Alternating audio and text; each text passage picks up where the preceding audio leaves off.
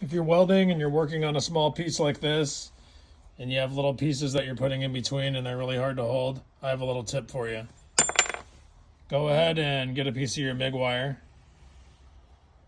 and tack it onto your piece. You can use this as a holder.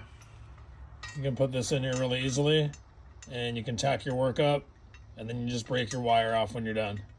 Super easy way to do it without a magnet or any other clamps or tools. Saved me a lot of time over the years. Figured I would just throw that tip out there for anybody that's new to welding or currently welding. You don't always need your wire. You can use a little piece of scrap or anything else, but the wire is usually available if you're out welding. It's the one thing I like about it. So you don't have to remember to bring it. It's always with you. Makes it really easy to use and super simple. Guaranteed to save you a lot of time and hassle. Hopefully you found the tip helpful. See you on the next video.